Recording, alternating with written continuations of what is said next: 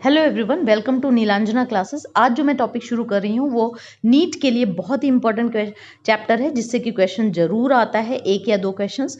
ये है चैप्टर आपका फोटोसिंथेसिस इन हायर प्लांट्स, जो कि क्लास 11 के लिए भी बहुत इंपॉर्टेंट है। Overall this chapter is very important. तो चलते हैं इसकी डेफिनेशन की तरफ, जो कि हम पहले से पढ़ते चले आ रहे हैं प्रीवियस क्लासेस में। थोड़ा सा उसमें चेंज हमने किया है कि फोटोसिंथेसिस क्या है, एक फिजिको केमिकल प्रोसेस है। Why it is known as physico? Because exchange of gases हो रही है स्ट्रोमेटा के थ्रू। ठीक है, opening and closing of stromata हो रहा है, गैसेस एक्सचेंज हो रही है, CO2 अंदर आ रही है, ऑक्सीजन बाहर जा रही है। तो ये एक फिजिकल प्रोसेस है। And chemical, why it is chemical? Because ATP and NADPH as assimilatory power बन रहे हैं। तो ये हो गया आपका फिजिको केमिकल या फोटो बायोकेमिकल, लाइट की प्रेजेंस में हो रहा है। तो ये फोटो बायोकेमिकल प्रोसेस है, जिसमें कि एक ऑर्गेनिक कंपाउंड बनता है। कार्बोहाइड्रेट क्योंकि कार्बन से है, तो ये क्या हो गया आपका? ऑर्गेनिक कंपाउंड हो गया। ये सिंथेसाइज हुआ है और किससे बना है? ये एक इनऑर्गेनिक, तो ये इनऑर्गेनिक से बना है, जैसे कि H2O और CO2 से बना हुआ है। ठीक है, तो in the presence of light and chlorophyll. तो क्लोरोफिल कहाँ पर है? आपकी लीफ में है। यानी लीफ में जब सनलाइट पड़ेगी, उसके अंदर क्लोरोफिल है, H2O जो है उसकी रूट से आ रहा है, CO2 स्टोमेटा से आ रहा है, और वो क्या कर लेता है? लाइट एनर्जी को केमिकल एनर्जी में कन्वर्ट कर देता है। इक्वेशन आपकी यही है जो हम करते आ रहे हैं, 6CO plus 12H2O in the presence of sunlight and chlorophyll gives glucose C6H12O6, और क्या? ऑक्सीजन रिलीज होगी, 6 molecules of oxygen and H2O जो है इसका बनेगा। तो यानी कि ये क्या है? एक फिजिको केमिकल प्रोसेस है, फोटो बायोकेमिकल प्रोसेस है। तो अब हम लोग नेक्स्ट चलते हैं, इंपॉर्टेंस ऑफ इंपॉर्टेंस में आप देखिए, जो फोटोसिंथेसिस है ये एक रेडॉक्स रिएक्शन है। क्यों? क्योंकि इसमें जो वाटर है उसका ऑक्सीडेशन हो रहा है। क्यों? क्योंकि वो हाइड्रोजन आयन प्रोड्यूस कर रहा है, प्रोवाइड कर रहा है, इलेक्ट्रॉन भी प्रोवाइड कर रहा है। जबकि CO2 क्या कर रहा है? वो हाइड्रोजन आयन और इलेक्ट्रॉन को एक्सेप्ट कर रहा है। तो क्या है? रिड्यूस्ड हो जा रहा है। किस में हो जा रहा है? कार्बोहाइड्रेट में रिड्यूस हो जा रहा है। और वाटर ऑक्सीडेशन करके क्या बना रहा है? ऑक्सीजन रिलीज कर रहा है एज अ बाय प्रोडक्ट। तो ये जो फोटोसिंथेसिस है ये एक मल्टी स्टेप प्रोसेस है, जिसमें बहुत सारे एंजाइम्स इन्वॉल्व हैं डार्क एंड लाइट रिएक्शन में। इसमें ऑक्सीजन जो है वो इवॉल्व होता है as a by product. Light energy convert होती है chemical energy of ATP and NADPH। Anabolic process है, क्योंकि इसमें कार्बन कार्बन बॉन्ड बनता है, C6H12O6 कार्बन कार्बन बॉन्ड है। सिंथेसाइज हो रहा है ऑर्गेनिक कंपाउंड। और एंडरगोनिक है, क्योंकि ये एनर्जी को एब्जॉर्ब करता है, ये एनर्जी एब्जॉर्बिंग प्रोसेस है। तो इस तरीके से हमने इसके इंपॉर्टेंट पॉइंट्स कर। अब हम लोग इंपॉर्टेंस ऑफ फोटोसिंथेसिस देखते हैं, जो कि हम क्लास 10th में भी कर चुके हैं।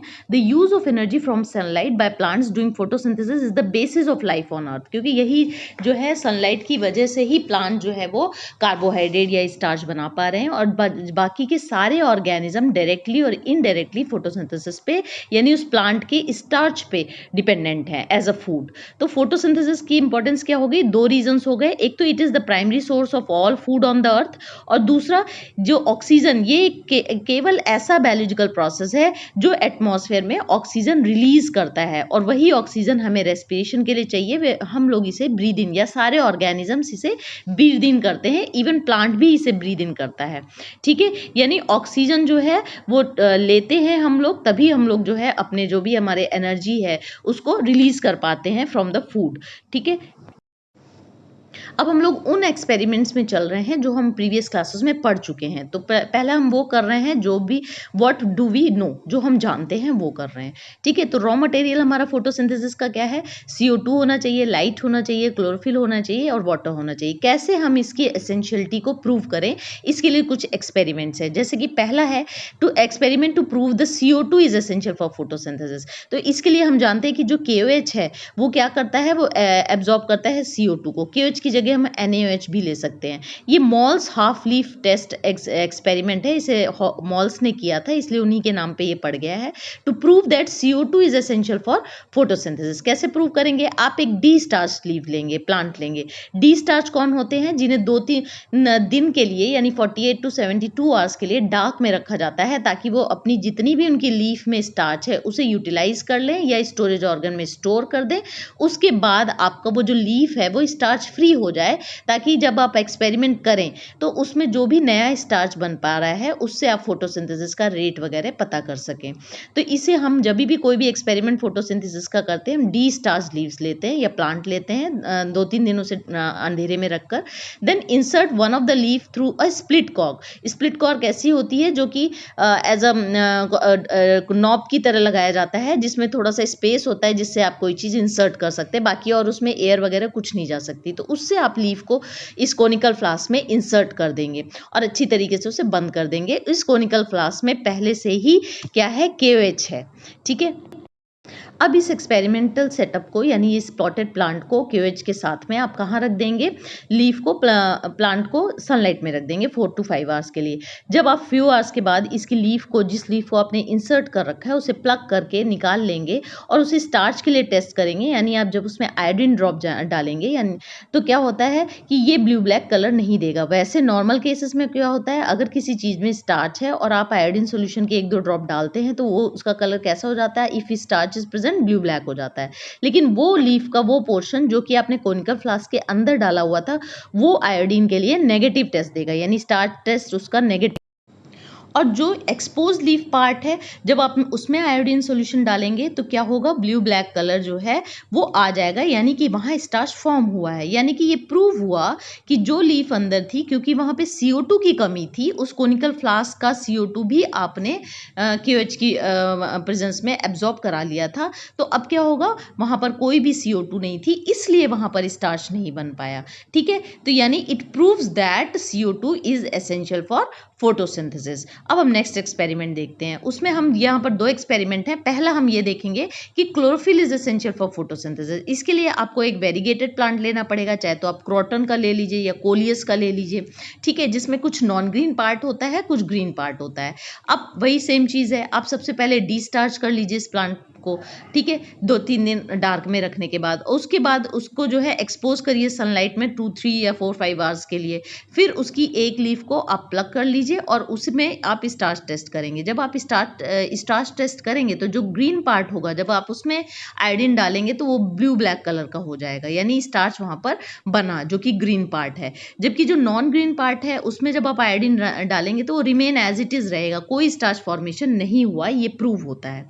अब हम नेक्स्ट देखते हैं experiment to prove that sunlight is essential for photosynthesis. इसके लिए फिर से आप एक डिस्टार्च प्लांट लेंगे, उसके बाद एक डिस्टार्च प्लांट की एक लीफ लेंगे और उसमें आप या तो एल्युमिनियम फॉयल लगा देंगे या तो आप ब्लैक पेपर लगा देंगे, क्योंकि ब्लैक पेपर लाइट को रिफ्लेक्ट करता है, एब्जॉर्ब नहीं करता। अब इसको आप सेटअप को धूप में रख देंगे, 4 से 5 घंटे के लिए रख देंगे। फिर क्या होता है, जब आप इसे देखेंगे, इसकी एक लीफ को प्लग कर लेंगे और स्टार्च का टेस्ट करेंगे, तो आप ये देखेंगे कि जो अनकवर्ड पोर्शन था, जब आप उसमें आयोडीन या डाल रहे हैं तो उसमें क्या हो जा रहा है, ब्लू ब्लैक कलर बन रहा है, यानी कि वहाँ स्टार्च बनी जो अनकवर्ड पोर्शन था। लेकिन जो कवर्ड पोर्शन था, जब आप उसमें ऐड करेंगे आयोडीन सॉल्यूशन तो वो नेगेटिव टेस्ट देगा, कोई भी कलर चेंज नहीं होगा। अगर ब्राउन है तो ब्राउन ही रहेगा, ब्लू ब्लैक नहीं होगा। इट प्रूव्स दैट कि वहाँ पर स्टार्च नहीं बना, यानी कवर्ड पोर्शन में स्टार्च नहीं बन पा रहा है। क्यों नहीं बन पा रहा है, बाकी तो सारी चीज़ें उसके पास, वाटर भी है, CO2 भी आ रहा है, और केवल क्या नहीं पहुंच पा रहा है, सनलाइट नहीं पहुंच पा रही है। तो इसका मतलब sunlight is essential for the photosynthesis, ठीक है, ये प्रूव हो रहा है। तो इस तरीके से हमने तीनों एक्सपेरिमेंट कर लिए। अब हम लोग अर्ली एक्सपेरिमेंट्स देखेंगे जो कि हिस्टोरिकल अकाउंट है हमारा। जैसे कि सबसे पहले जोसेफ प्रिस्टले, जिनका की जो लाइफ स्पैन था वो 1733 बर्थ टाइम था, 1804 जो है इनका डेथ का टाइम है, ये इनका लाइफ स्पैन है। और इन्होंने एक्सपेरिमेंट किया था 1770 में, और इन्होंने 1774 में ऑक्सीजन भी डिस्कवर करी थी, ठीक है। तो वो आप केमिस्ट्री में देखेंगे, यहाँ NCERT में भी लिखा हुआ है, तो आप लर्न कर लेंगे। तो जोसेफ प्रिस्टले ने ये रिवील किया था essential role of air in the growth of green plants, इसको रिवील किया था उन्होंने, इसका खुलासा किया था जिसे कहें। तो इन्होंने क्या किया था, इन्होंने का जो एक्सपेरिमेंटल जो आइटम्स थे वो कौन कौन से, बर्निंग कैंडल लिया इन्होंने, एक माउस लिया, मिंट प्लांट लिया और बेल जार लिया। कई सीरीज ऑफ एक्सपेरिमेंट किया था, मैं बताती हूँ इसकी इसमें ओवरऑल उन्होंने क्या किया। तो उन्होंने क्या किया कि उन्होंने एक इनिशियल स्टेज में एक माउस लिया और कैंडल जो है बर्न करी, और जो बेल जार है उसे ढककर रख दिया ताकि कोई एयर अंदर एंटर ना कर सके। तो अभी क्या हुआ, थोड़े समय के बाद जो है बर्निंग कैंडल एक्सटिंग्विश हो गई और जो माउस था वो उसके बाद उन्होंने क्या किया, उन्होंने उसी बेल जार में मिंट प्लांट, पॉटेड प्लांट रख दिया। जब मिंट प्लांट उन्होंने उसमें रख दिया तो थोड़े समय के बाद देखा कि वो कैंडल जो है वो बर्न कर रही है। आफ्टर सम टाइम 3-4 आवर्स हो गया तो भी वो कैंडल बर्न कर रही है, और जो माउस है वो भी अलाइव है, स्टे अलाइव है। यानी कैंडल भी कंटिन्यूड बर्निंग एंड माउस भी स्टे अलाइव। यानी क्या चेंज हुआ, आपने सिर्फ एक क्या रखा, मिंट प्लांट रखा। तो उन्होंने ये हाइपोथेसाइज किया, ये कंक्लूजन निकाला कि जो प्लांट हैं वो रीस्टोर करते हैं एयर को, what ever the breathing mouse और बर्निंग कैंडल की वजह से जो रिमूव हो गया था। यानी प्लांट में जो भी जो एटमॉस्फेयर में जो भी खराबी इनके वजह से आ गई थी एयर में, उस चीज को प्लांट ने वापस रीस्टोर किया। तो ये उन्होंने कंक्लूजन निकाला इसका। नेक्स्ट एक्सपेरिमेंट हमारा जैन इंजन हाउस का है, जिनका की लाइफ स्पैन है 1730 टू 1799। इन्होंने सेम जो जोसेफ प्रिस्ले का एक्सपेरिमेंट था उसी को आगे कंटिन्यू किया, और ये उन्होंने किया कि पहले उस एक्सपेरिमेंट को उन्होंने सनलाइट में रखा। तो वो जो एक्सपेरिमेंट था, माउथ जो स्टे अलाइव था, जो कैंडल थी वो कंटिन्यू बर्निंग हुई, ठीक है, after some time. Same experiment जब सनलाइट में किया, लेकिन जब वही एक्सपेरिमेंट उन्होंने एक डार्क रूम के अंदर किया, सेम प्लांट भी था, माउस भी था, कैंडल भी थी, जल रही थी, लेकिन माउस जो है वो थोड़े समय के बाद डाई हो गया, जो कैंडल थी वो बुझ गई, एक्सटिंग्विश हो गई। तो इसका मतलब कि कहीं ना कहीं ये सनलाइट से रिलेटेड है। यानी कि जो ये प्लांट रीस्टोर कर रहा था, जो भी ये माउस और कैंडल जो एयर को फाउल बना रहे थे, उसको जो ठीक कर रहा था प्लांट, वो केवल और केवल सनलाइट की प्रेजेंस में कर पाएगा।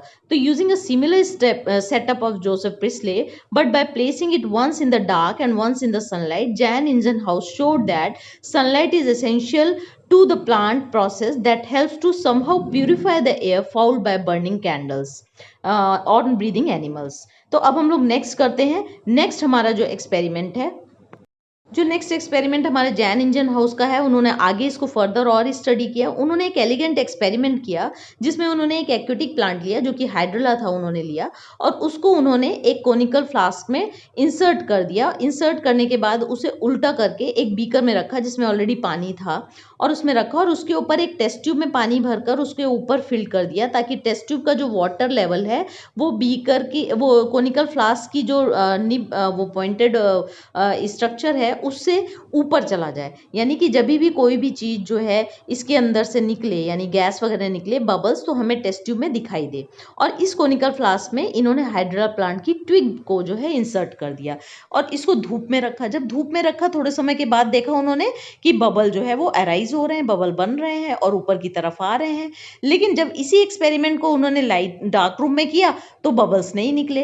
तो लेटर ऑन उन्होंने पहले भी एक्सपेरिमेंट में प्रूव किया और इस एक्सपेरिमेंट में भी प्रूव कर दिया कि जो ये ऑक्सीजन का निकलने का प्रोसेस है, यानी कि जो फोटोसिंथेसिस का प्रोसेस है, वो कहीं ना कहीं डिपेंडेंट है इन सनलाइट। तो ये जैन इंजन हाउस ने किया। इसके बाद जूलियस सैक आए। जूलियस सैक ने क्या बोला, जूलियस वॉन सैक जो थे 1854 में, इन्होंने ये एविडेंस दिया कि जो ग्लूकोज है जो जब प्लांट ग्रो करता है तो बनता है। और उन्होंने क्या बताया कि ये जो ग्लूकोज है वो स्टोर होता है स्टार्च के फॉर्म में। बाद में और भी लोगों ने और इन्होंने मिलकर स्टडी किया और उसमें उन्होंने ये शो किया कि जो ग्रीन प्लांट है उनके पास एक स्पेशल बॉडीज होती हैं जिन्हें क्लोरोप्लास्ट बोलते हैं। यानी green plant cell contain special bodies chloroplast, और उस समय इसका नाम नहीं दिया गया था, क्लोरोप्लास्ट नाम बाद में आया। उसके बाद उसके अंदर कोई ग्रीन सब्सटेंस है जिसको हम लोग बाद में क्लोरोफिल बोले, और ये जो है ग्रीन सब्सटेंस क्या करता है, ग्लूकोज बनाता है। यानी यहाँ पर ग्लूकोज बनता है और ये इस ग्लूकोज स्टोर होता है स्टार्च के फॉर्म में। यानी ये सारी बातें, कोई स्पेशल बॉडी यानी क्लोरोप्लास्ट, उसके अंदर ग्रीन सब्सटेंस यानी क्लोरोफिल, और ग्लूकोज जो है वो बनता है और ग्लूकोज स्टोर होता है स्टार्च के फॉर्म में। ये सब जूलियन वॉन सैक ने बताया था। तो ये बहुत ही इंपॉर्टेंट आपकी डिस्कवरी हो गई। अब जो एक्सपेरिमेंट है वो भी बहुत इंपॉर्टेंट है। ये T.W. एंगलमैन ने किया था। इंजन का लाइफ स्पैन 1843 टू 1909 रहा। तो इन्होंने क्या किया है, इन्होंने अपने एक्सपेरिमेंट में दो जो है चीज़ें ली। एक तो लिया ग्रीन एल्गा, जो कि क्लेडोफोरा लिया उन्होंने। ये एक multi cellular filamentous green algae है, मल्टी सेलुलर है, ध्यान रखेंगे, ठीक है। और ये ग्रीन एल्गी है और ये क्या करेगा, ग्रीन एल्गी है तो क्या करेगा, फोटोसिंथेसिस करेगा और ऑक्सीजन को रिलीज करेगा। और दूसरा उन्होंने एरोबिक बैक्टीरिया लिया। जो एरोबिक बैक्टीरिया था वो ये क्या था, वो उसको ऑक्सीजन की जरूरत है for its respiration, for its growth. यानी कि वो ऑक्सीजन सर्चिंग है, जहाँ पर ऑक्सीजन ज़्यादा होगी वहाँ ज़्यादा इकट्ठा हो जाएगा। तो और इस तरीके से उन्होंने इस एक्सपेरिमेंट के बेसिस पे first action spectrum of photosynthesis को डिस्क्राइब किया और दिया, और वो जो कि रफली रिजेंबल करता था एब्जॉर्प्शन स्पेक्ट्रम जो हमने बनाए थे क्लोरोफिल ए बी के लिए, उनसे मैच करता था। तो TW एंगलमैन के एक्सपेरिमेंटल ऑन क्लेडोफोरा और ऑन एरोबिक बैक्टीरिया और बाकी चीज़ें मैं बता चुकी हूँ। क्लेडोफोरा एक मल्टीसेलुलर फिलामेंटस ग्रीन एल्गी है जो कि प्रोड्यूस करता है ऑक्सीजन, जबकि एरोबिक बैक्टीरिया को ऑक्सीजन चाहिए, तो वो वहाँ पर इकट्ठा होगा जहाँ पर ऑक्सीजन ज़्यादा बन रही है। तो वाइट लाइट को उन्होंने प्रिज्म लिया और उन्होंने सबसे पहले एक बीकर लिया जिसमें एरोबिक बैक्टीरिया का सस्पेंशन ले लिया और उसी में उन्होंने किनारे पे क्लेडोफोरा रख दिया, ठीक है। और अब सामने से उन्होंने एक वाइट लाइट डाली और वाइट लाइट में उसको प्रिज्म के थ्रू पास होने दिया ताकि उसका जो स्पेक्ट्रल कंपोनेंट है वो ब्रेक हो जाए और वो विबग्योर के फॉर्म में लाइट भेजे, ताकि हमें ये पता चल सके कि कौन सी वेवलेंथ ऑफ लाइट में क्या एक्टिविटी हो रही है। तो जब उन्होंने ये देखा तो उन्होंने देखा कि जो बैक्टीरिया थे, एरोबिक बैक्टीरिया थे, वो एक्यूमुलेट हो गए। ब्लू रीजन वेवलेंथ देखिए 400 to 500 और इधर रेड रीजन की तरफ ज़्यादा एक्यूमुलेट हो गए, बाकी जगह इतना नहीं हुआ, बहुत कम हुए। तो इसका मतलब ये प्रूव हुआ कि ये जो ब्लू और रेड लाइट है यहाँ पर जो बैक्टीरिया एक्यूमुलेट हुए हैं, यानी यहाँ पर फोटोसिंथेसिस ज़्यादा हो रही है। और इस तरीके से उन्होंने एक्शन स्पेक्ट्रम ऑफ फोटोसिंथेसिस दे दिया। उन्होंने ये बताया कि रेड और लाइट और ब्लू लाइट जो है वो सबसे ज़्यादा उन लाइटों को अगर दिया जाए तो मैक्सिमम फोटोसिंथेसिस हो पाता है। तो ये उनका एक्सपेरिमेंट था। अब हम लोग चलते हैं कॉर्नेलियस वैन नील। ये जो कॉर्नेलियस वैन ली थे ये एक माइक्रोबायोलॉजिस्ट थे और इन्होंने ये बताया था कि जो ऑक्सीजन आती है हमारे पास फोटोसिंथेसिस के दौरान, यानी जो by product as a by product release होती है, एक्चुअली ये कहाँ से आती है? ये H2O के ब्रेकडाउन से आती है, H2O से आती है, जब CO2 से नहीं आती है। ये एक बहुत बड़ी डिस्कवरी थी और इसके लिए उन्होंने ये क्या किया है कि उन्होंने ग्रीन प्लांट्स लिया। जब H2O डाला तो हाइड्रोजन डोनर इसमें H2O था, यानी ऑक्सीजन जो है ऑक्सीडाइज टू ऑक्सीजन में हो रहा था। इसको प्रूव कैसे किया?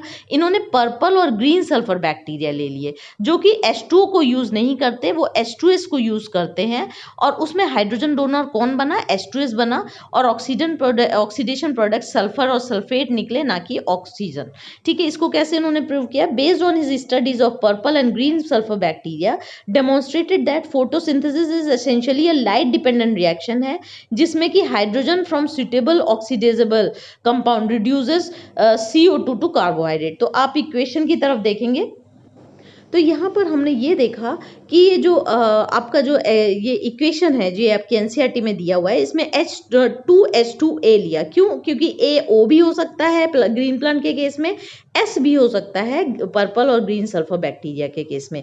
तो ये क्या है? ये ऑक्सीडाइजेबल कंपाउंड है। क्यों? क्योंकि ये हाइड्रोजन को डोनेट कर रहा है, इसका खुद का क्या हो रहा है? ऑक्सीडेशन हो रहा है। और क्या रिलीज कर रहा है? अगर ग्रीन प्लांट है तो ऑक्सीजन रिलीज कर रहा है, और अगर सल्फर ग्रीन सल्फर या पर्पल सल्फर है तो सल्फेट या सल्फर रिलीज कर रहा है। यानी कि ऑक्सीजन रिलीज करता है ग्रीन प्लांट और ऑक्सीडाइज होके कौन? वाटर जो है वो रिलीज करता है ऑक्सीजन को। और जबकि जो CO2 है वो खुद क्या करेगा? हाइड्रोजन को एक्सेप्ट करके ऑक्सीडाइज्ड हो जाएगा। किस में ऑक्सीडाइज हो जाएगा? ये एम्पिरिकल फॉर्मूला दिया है CH2O, ये CnH2nO6 यानी जो कार्बोहाइड्रेट का है वो एम्पिरिकल फॉर्मूला है। तो देखा जाए तो ग्लूकोज रिलीज हो रहा है, यानी कि H2O जो है उसका ऑक्सीडेशन होता है और वो एज अ बाय प्रोडक्ट जो है रिलीज करता है ऑक्सीजन। और जबकि जो आपका ये आपका CO2 है ये रिड्यूस होता है हाइड्रोजन को एक्सेप्ट करके, वो हाइड्रोजन आयन जो कि किसने रिलीज करे हैं? किसने रिलीज किए हैं? जो कि आपके वाटर के ब्रेकडाउन से रिलीज हुए हैं, ठीक है। उसको एक्सेप्ट करता है और खुद रिड्यूस हो जाता है किसमें? शुगर में हो जाता है। ग्लूकोज इसका सबसे सिंपलेस्ट जो है वो है C6H12O6। और ये क्या? ये तो इस तरीके से जो वैन नील थे, CV जो नील थे, इन्होंने सजेस्ट किया कि oxygen evolve by green plants come from H2O and not from carbon dioxide. तो ये बहुत बड़ी जानकारी थी, नहीं तो अभी तक तो कंफ्यूजन था कि CO2 है कि H2O है। और बाद में इसको रेडियो आइसोटोप की मदद से भी प्रूव किया गया। रूबेन कैमन थे, उन्होंने प्रूव किया कि नहीं, ये क्या है? H2O से ही ऑक्सीजन आती है, ना कि CO2 से। तो अब हम देखते हैं कि सबसे पहले कि water gives O2 proved by radio isotopic technique late बाद में हुआ। ये हमारी इक्वेशन है, जो जनरल इक्वेशन हम लोग लिखते हैं, ठीक है। इसके बाद हम लोग क्या कर रहे हैं कि ये प्रूव कर रहे हैं कि can you explain why 12H2O molecule जो है वो लिए गए फोटोसिंथेसिस में 12H2O ही क्यों लेते हैं। तो ये 12H2O इसलिए लेते हैं क्योंकि जो ये प्रोड्यूस हो रहा है 6O2, उसमें कितने एटम्स हैं, एटम की बात हो रही है। तो ये कितने हैं, 6 to the 12 atom of oxygen है। तो जब हम 12 एटम हमें कहाँ से चाहिए, CO2 से। पहले ही प्रूव हो चुका है कि CO2 से ऑक्सीजन नहीं मिलता है, H2O से मिलता है। तो H2O के पास कितने एटम्स हैं, 12 एटम्स हैं। तो 12 एटम जब लेंगे तभी, अगर आप 6 लेंगे तो 6 एटम से आपके 12 एटम नहीं बन पाएंगे, ठीक है। तो it comes from water and not from CO2, इसलिए इसको बैलेंस करने के लिए हमें 12H2O लेना पड़ता है। अब हम रूबिन कैमन को देखते हैं। रूबिन कैमन 1941 में उन्होंने इसी चीज़ को जो अभी हम लोगों ने नील वाला एक्सपेरिमेंट देखा है, उसको उन्होंने रेडियो आइसोटोपिक टेक्निक से प्रूव किया। उन्होंने O18 रेडियो आइसोटोप ले लिया और H2O का, और उसके बाद CO2 का नॉर्मल रहने दिया। उसके बाद उन्होंने लाइट रिएक्शन कराई। जब रिएक्शन कंप्लीट हुई, जो प्रोडक्ट निकला यानी जो ऑक्सीजन निकली, जब उसको चेक किया गया तो उसमें भी क्या था, आइसोटोपिक ऑक्सीजन था। जबकि जो CO2 से जो कार्बोहाइड्रेट बना उसमें ऐसा कुछ भी नहीं था, यानी H2O ही ब्रेक होकर ऑक्सीजन को रिलीज करता है। It was proved by Ruben and Kamen by radio isotopic technique, जिसमें उन्होंने O18 लिया और O18 को कहाँ पर इनिशियलाइज किया, H2O के अंदर, ताकि ये पता चल सके कि H2O ही ब्रेक करके ऑक्सीजन को रिलीज। तो हमने सारे एक्सपेरिमेंट फोटोसिंथेसिस के जो NCERT में दिए हुए हैं और जो आपके नीट और आपके एग्जाम पर्पस से इंपॉर्टेंट है वो कर लिए हैं।